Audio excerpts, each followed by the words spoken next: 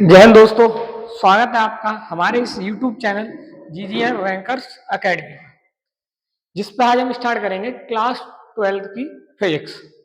ठीक है, और क्लास 12th की जो फिजिक्स होगी वो 2024 और 25 के जो बच्चे बोर्ड एग्जाम देंगे 2024-25 में उनके लिए बहुत ही महत्वपूर्ण होने वाली है। ठीक है, तो आज हम सिर्फ बात करेंगे अपने सिलेबस के बारे में कि हमारे जो क्लास 12th में जो फिजिक्स का सिलेबस है वो कितना है और कितना रहने वाला है और क्या पढ़ना है हमें। ठीक है, और कितना पढ़ना है हमें। ठीक है, तो देखिए पहले हम अपने सिलेबस के बारे में पढ़ेंगे और आप क्या करें, आज से ही आप इस चैनल से जुड़े रहें। ठीक है, अगर आप इस चैनल से जुड़े रहेंगे तो आपको किसी भी सब्जेक्ट की, ठीक है, क्लास जो है वो आपको इसी यूट्यूब चैनल जीनियर रैंकर्स पर मिलती रहेगी। ठीक है, आपको कहीं भी किसी भी अन्य कहीं पर जाने की भी जरूरत नहीं है। और एक और बात, और चैनल पर जो भी क्लास होंगी फ्री ऑफ कॉस्ट होंगी। ठीक है, उसका कोई भी चार्ज किसी से नहीं लिया जाएगा। ठीक है, तो देखिए पहले हम अपने सिलेबस की बात करेंगे हम। ठीक है, यहाँ पे हमने भी लगा रखा है, यहाँ पे दे रखा है कि हमारा जो विषय होने वाला है वो कौन सा है, भौतिक विज्ञान। ठीक है, हम अपने जो सिलेबस होगा वो किसके बारे में पढ़ेंगे, किसके बारे में अध्ययन करेंगे, फिजिक्स के बारे में। ठीक है, जैसे इसमें बोल रखा है कि इसमें 70 अंकों का एक प्रश्न पत्र होगा। जब आप 2025 में जब आप एग्जाम देने जाएंगे, ठीक है, तो आपको एक प्रश्न पत्र मिलेगा वहां पर, और वो जो प्रश्न पत्र होगा वो कितने अंकों का होगा, हमारे 70 अंकों का होगा। ठीक है, अब बाकी बचे हुए 30 जो अंक होंगे, जो पता है आपको कि जो फिजिक्स का जो वेटेज है वो कितना है, 100 नंबर का है। ठीक है, कितने का है, 100 नंबर का।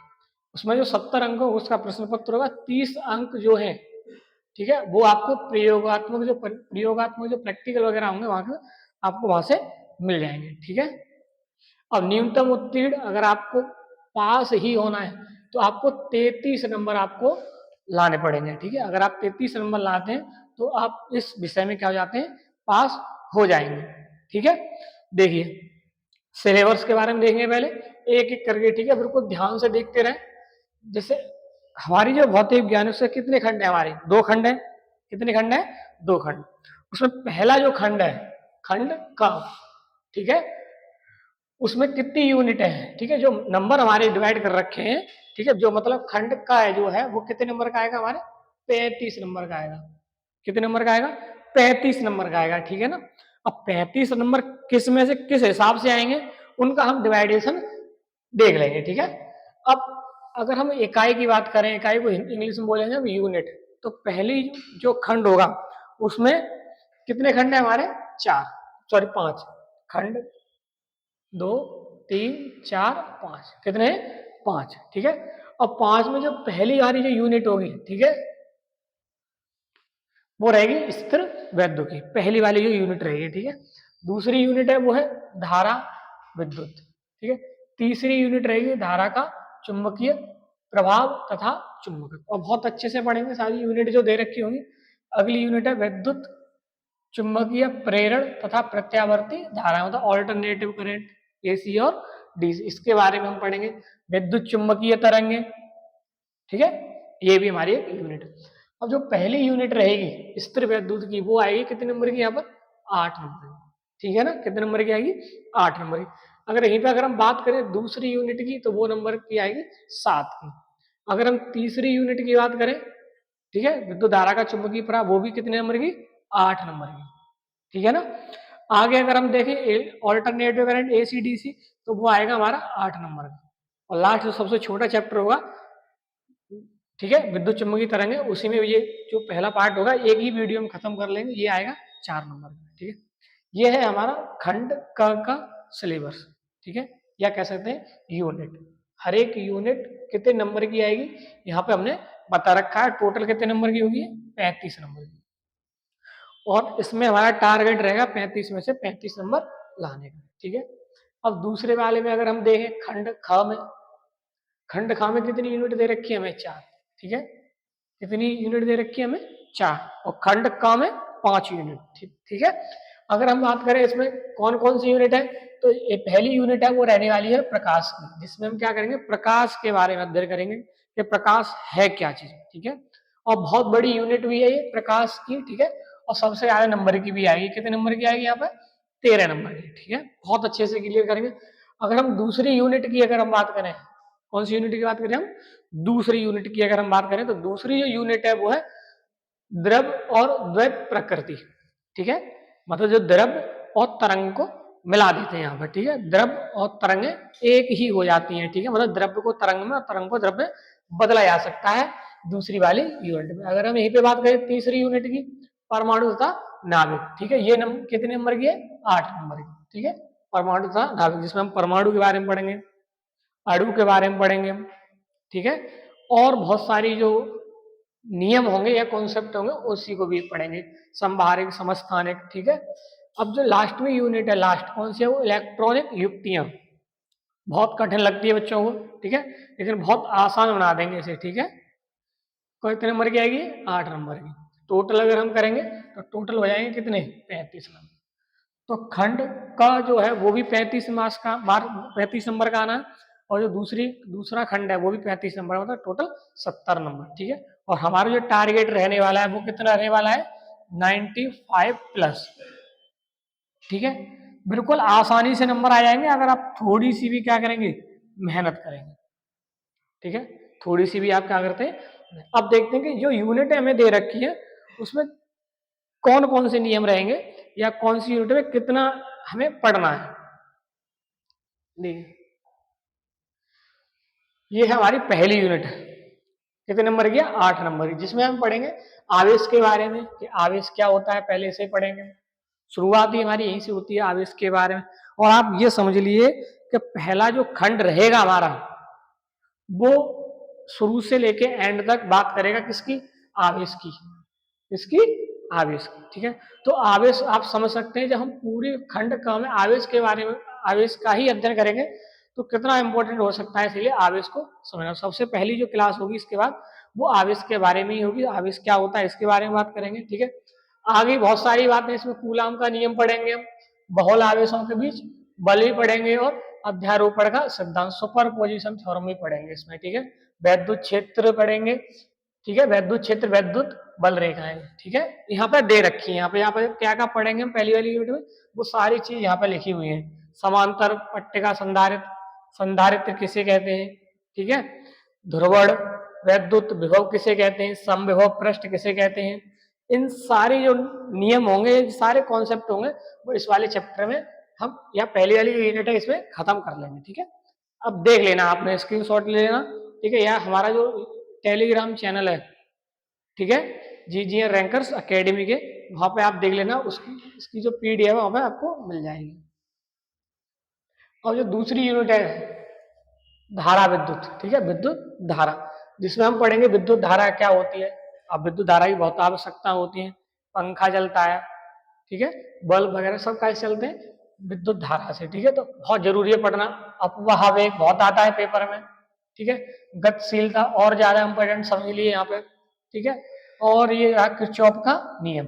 ठीक है, और इसके अनुप्रयोग, इस तरह के जो नियम रहेंगे वो हम पढ़ेंगे दूसरी वाली यूनिट में। ठीक है, अब देखेंगे हम तीसरी वाली जो यूनिट है।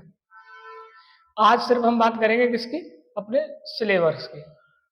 ठीक है, और जो तीसरी यूनिट है विद्युत धारा का चुंबकीय प्रवाह, मतलब हम विद्युत धारा की सहायता से हम जो चुंबकीय गुण है उसका भी हम अनुभव कर सकते हैं। ठीक है, इसमें हम पढ़ेंगे ऑस्टेड का प्रयोग, बहुत जरूरी है ऑस्टेड का प्रयोग, समझ लिए।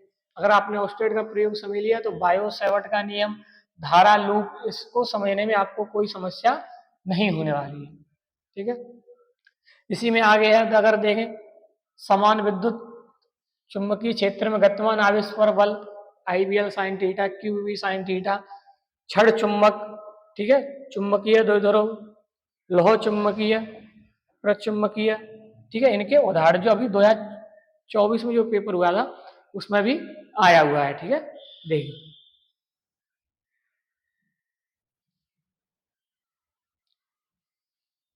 ठीक है, ये है हमारी अगली यूनिट नंबर 4, विद्युत चुंबकीय प्रेरण तथा प्रत्यावर्ती धारा, जिसमें हम पढ़ेंगे लेंज का नियम, फैराडे के नियम, ऑल्टरनेटिव करंट, AC DC क्या है, इन सब के बारे में हम पढ़ेंगे।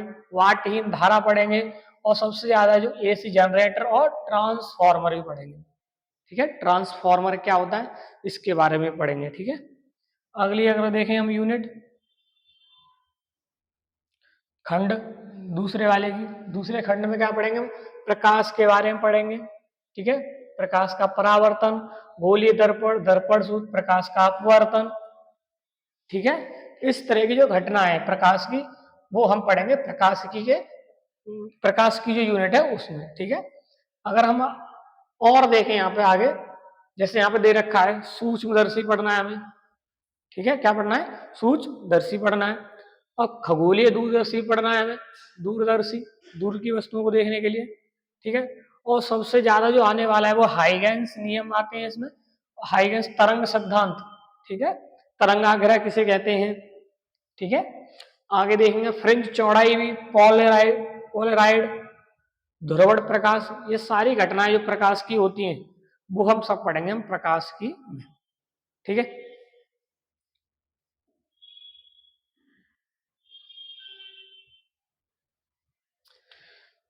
अब जो दूसरी यूनिट है वो, ठीक है, वो इसमें तीसरी यूनिट लग रखी है, दूसरी यूनिट है वो इसमें लगी हुई है, ठीक है, देख लेंगे उसमें। अब जो तीसरी यूनिट है वो परमाणु तथा नाभिक, परमाणु के बारे में पढ़ेंगे, उसके नाभिक के बारे में पढ़ेंगे, नाभिक का वर्गीकरण पढ़ेंगे हम, समस्थानिक संभारिक, ठीक है। अल्फा कण प्रकीर्णन जो रदरफोर्ड ने किया था वो पढ़ेंगे हम, ठीक है। हाइड्रोजन स्पेक्ट्रम पढ़ेंगे हम, दो प्रकार के होते हैं स्पेक्ट्रम। द्रव्यमान क्षति पढ़ेंगे हम, बंधन ऊर्जा पढ़ेंगे हम, न्यूक्लियन द्रव्यमान संख्या, ये सभी हम पढ़ेंगे परमाणु तथा नाभिक में। और सबसे लास्ट में जो यूनिट है पेपर में भी बहुत आती है और बच्चों को समझने में भी बहुत समस्या रहती है, कैसे समझें इंडस्ट्री को, जटिल होती है थोड़ी, कभी पढ़ी नहीं होती, पहली बार हम पढ़ रहे होते हैं तो थोड़ी हमें जटिलता उत्पन्न होती है, जिसमें हम पढ़ेंगे हम ऊर्जा बैंड के बारे में, ऊर्जा बैंड के आधार पर चालक चालक अर्धचालक का वर्गीकरण करेंगे हम, ठीक है। आई भी अभिलाक्षणिक अग्रदशक, ठीक है, पश्चदशक, डायोड दृष्टकारी, पूर्ण दृष्टकारी, अर्धदृष्टकारी, ठीक है। ये सारी जो चीजें होंगी वो पढ़ी जाएंगी इलेक्ट्रॉनिक युक्तियों में, जो नंबर में आएंगी, कितने नंबर की, 8 नंबर की, ठीक है। तो ये है हमारा पूरा सिलेबस क्लास 12 की फिजिक्स का जो मैंने आपको बताया है, ठीक है। अब क्या होगा कि अगली जो वीडियो रहेगी उसमें हम अपने चैप्टर को या कॉन्सेप्ट को पढ़ना शुरू कर देंगे, ठीक है। अभी आप क्या करें, ये जो मैंने सिलेबस बता रखा है इसे आप ध्यान में रखें कि हमें कितना पढ़ना है और किस किस में चैप्टर को कितना इंपॉर्टेंट समझ सकते हैं, ठीक है। अभी आप क्या करें, आप सिर्फ सिलेबस को देखें और उसे समझें, और इसकी जो पीडीएफ है वो अपने चैनल से डाउनलोड कर लें, ठीक है। अगली जो वीडियो रहेगी उसमें हम अपने चैप्टर को शुरू कर देंगे, पहले वाले चैप्टर को, और बहुत अच्छे से चैप्टर को पढ़ना शुरू करेंगे और बिल्कुल इंटरेस्टिंग बना देंगे उस चैप्टर को, ठीक है। आपको पता भी नहीं चलेगा कि आपने कब अपना सिलेबस कंप्लीट कर लिया, ठीक है। तो वीडियो को तब तक क्या करें, लाइक कर दें और वीडियो को बहुत लोगों तक शेयर भी कर दें और सबको बता भी दें कि इस चैनल पर क्लास 12 की जो फिजिक्स केमिस्ट्री मैथ है वो तीनों जीरो से हीरो तक लेवल तक चल रही है उसमें, ठीक है। आपको बिल्कुल भी डर नहीं लगेगा किसी भी सब्जेक्ट, ठीक। तब तक के लिए थैंक यू।